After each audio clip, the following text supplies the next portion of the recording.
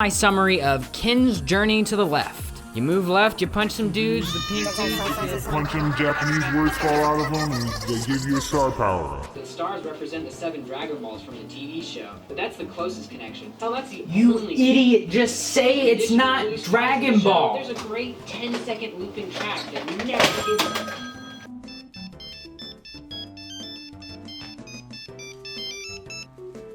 Hello?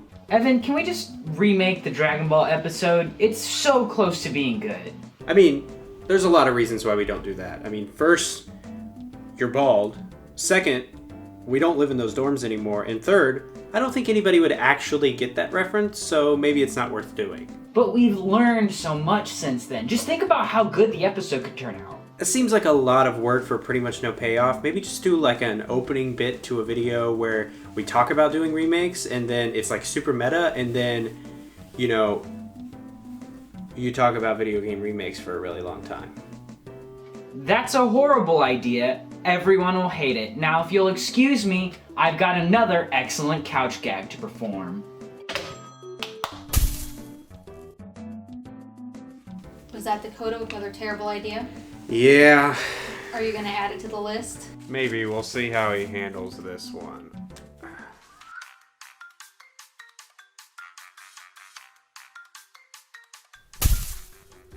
Fooled ya. Before we get into too many more shenanigans today, I'd like to discuss the thin line between remakes and remasters and ports. Ports like Skyrim are the same game, just put on every console. Nothing's really changed, and in fact I can exploit the game the same way that I did on the Xbox 360 on the PS4. But a remake or a remaster takes the world that you know and gives you a new experience, yet remains familiar. And that's at the heart of what I would like to discuss today, because we're sort of in this golden age, if you will, of remade and remastered games. It's no surprise that remakes are an enticing sales opportunity for game companies looking to cash in on their IPs. It's an almost 1000% guarantee that the game will sell. And for the most part, sales figures tend to back up this notion. But that begs the question, why were remakes and remasters once considered a faux pas? Well, I just so happen to have the perfect example for that, and its title rhymes with brand heft motto, stand and pay us. Ooh, but Dakota, you said you were going to talk about ports in this episode.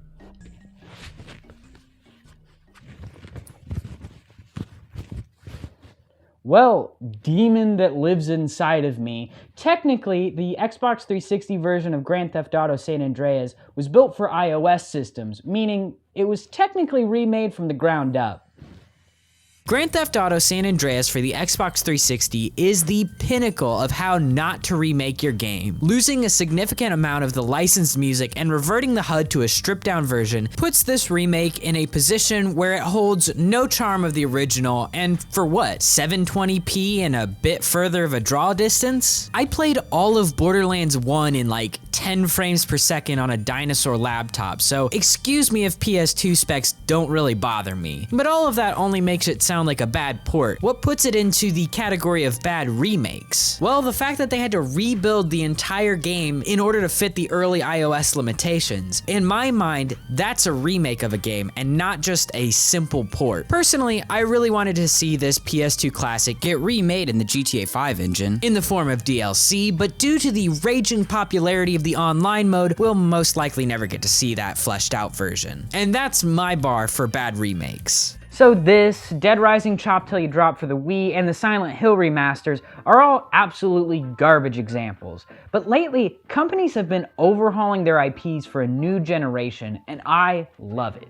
Okay, let's address the beautiful jewel-encrusted elephant in the room. Resident Evil 1, 2, and 3 have all been wonderfully adapted to fit modern gaming sensibilities. Though Evan has said in his episode about fake brands, neither of us are really in tune with the franchise. I did play and love Resident Evil 4, but these examples I've only ever watched other folks play on Twitch, so while I don't nearly have enough credentials to discuss why it's a great remake, I do think I can safely say that it's more than just a mere mere new coat of paint. It updates the movement system, but not in a way that betrays the overall feel of the game, which, in my honest opinion, is a genius touch that is overlooked. It's not often that a younger audience will experience tank-style controls, and, well, that's something for the better, but at the same time, that movement and fixed camera are a crucial part of the atmosphere. While these mechanics were a necessity due to limitations of the hardware, they're now ingrained into the DNA of early Resident Evil titles. So updating those mechanical trappings in a way that feels good for modern audience while also revitalizing the graphics so you don't really have to use your imagination as much as you did back in the PS1 days. This is an easy gold star in my book. But to swing from that vine of PS1 games, we've got to look at the remade version of Medieval. I know that I mentioned this game in my museums episode, but I really want to examine it further here because this is an example of staying too close to the source material. There's a weird charm that runs through the original PS1 title. It's a sort of campy Tim Burton look that carries the game straight into your heart. A style that really holds up the entire game as the mechanics are clearly limited by the system it's on. Now let's fast forward to the remake that sticks a little too close to the early mechanics, only adding a layer of HD overhaul to the graphics and sound, and what we're left with is a game that just kind of holds too close to its guns, more so than Yosemite Sam does. Graphic overhauls are just not good enough now. You have to acknowledge all the shortcomings of the game that you're looking to remake and fix them as if you were a historian fixing important pieces of art.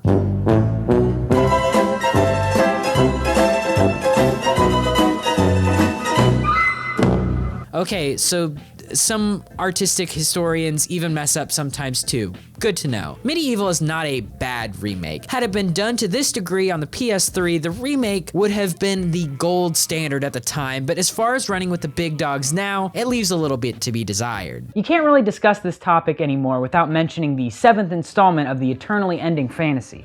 The Final Fantasy VII Remake was a considerable undertaking. That feels like hyperbole considering that Final Fantasy has long been a series of extensive improvements in not only the RPG genre, but gaming as a whole. And to attempt to polish and rework a game that revolutionized the industry and shaped a plethora of childhoods is a bold move to say the least. This is not something that the team took lightly, going so far as to watch fans react to trailers for motivation. When FF7 first came out back in 2015, and their development was like crazy, and they were working really hard on the game. They were describing, hold on, let's do this. He was saying that when things were tough for the team and they were trying to figure things out and what was like the right choice, he was saying they always showed the team the video from the first reaction. The one where we first saw FF7 that I made like a story out of it. I don't want to believe it. Look at it already! Are coming back.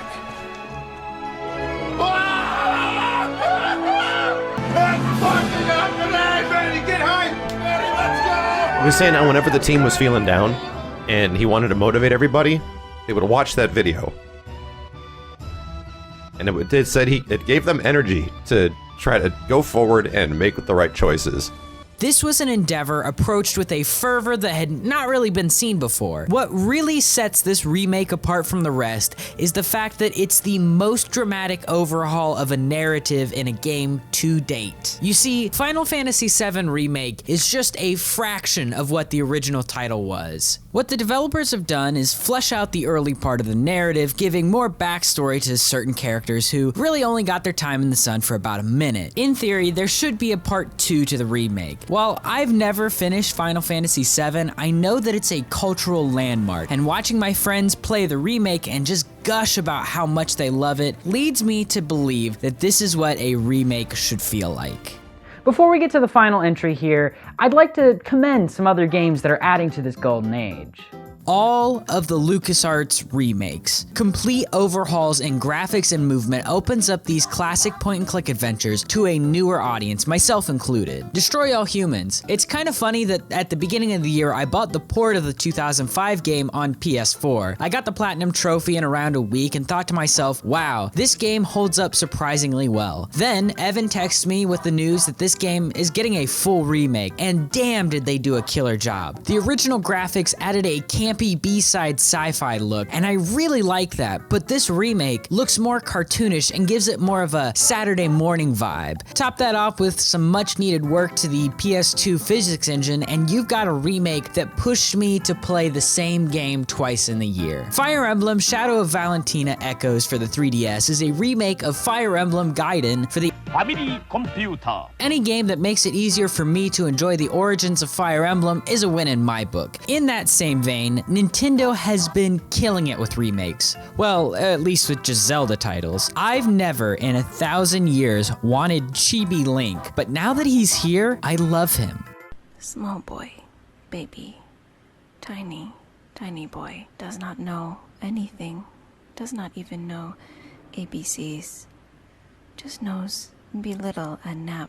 On the opposite side of the coin, I knew I wanted a remake of the N64 titles, and we got those too, so home runs around the board. Ratchet and Clank for the PS4 was supposed to be the starting point for a massive revitalization of the franchise. I say that because there was a feature film that came alongside it. The reason I love this game, and I guess the reason that a lot of people find this a bit more divisive of the titles, is that the story is told from a different perspective, altering the entire narrative. That's an excellent way to make a game feel fresh while retaining what fans loved in the first place. Crash Nitro Kart was doing pretty well for itself until they updated the game with microtransactions. There's no better illustration for why multiplayer/couch co-op focused games from the past could not be made today due to the unsustainable profit margins that games are required to make now. It's still a really fun remake, microtransactions aside. The Crash and Spyro trilogies look really good. I've never played any of the original nor remastered games, and as far as I've heard, the only issue I can find is that a character from the Spyro series flosses in the remake.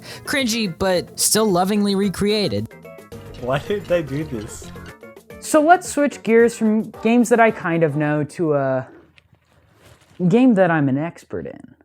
The remake of Tony Hawk's Pro Skater 1 and 2 was handled surprisingly well, all things considered. This is the most loving recreation of a Tony Hawk game I've ever seen, and oddly enough, we even have a reference point for how poorly a recreation of this franchise can go. The updated physics engine makes every point that you earn feel rewarding. The updated graphics re-envision all the levels from these two games into something that makes replaying them in 2020 feel fresh. The smooth animations add a layer of almost photorealistic flair that this series has never really seen. These are all great additions, but the best part of it all is that everything is where it's supposed to be. If you played these games as much as I did growing up, then if you dig deep within the recesses of your mind, you'll find the knowledge that you need to 100% all the levels, no problem. You'll surprise yourself. This is the weird part about remakes. They're supposed to help you recapture a moment in time where things felt new and exciting. The Tony Hawk's Pro Skater series has been something that I hold near and dear to my heart. It's one of the few things that I have a significant amount of skill in. The hours of my formative years that I sunk into this game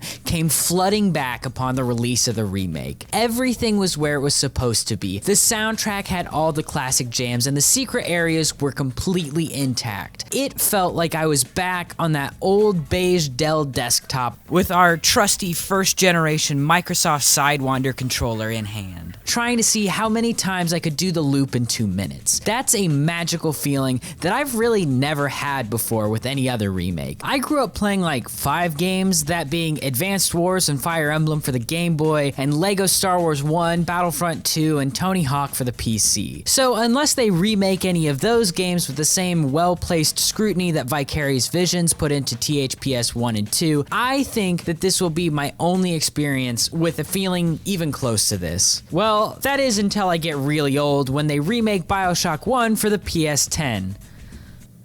That's a really unsettling thought. I truly hope that remakes and remasters continue down this path of exceptional care, because it's nice to know that the games that I care about, the games that the community cares about, are being held with respect, and not just being treated as a way for a company to shill out an IP. Thanks for watching. Let us know in the comments below what games you think need to be remade. And a special thanks to all the people on my Discord. that gave me ideas and examples for this episode. Again, the Discord link is in the description below. Now here's my dog eating a treat.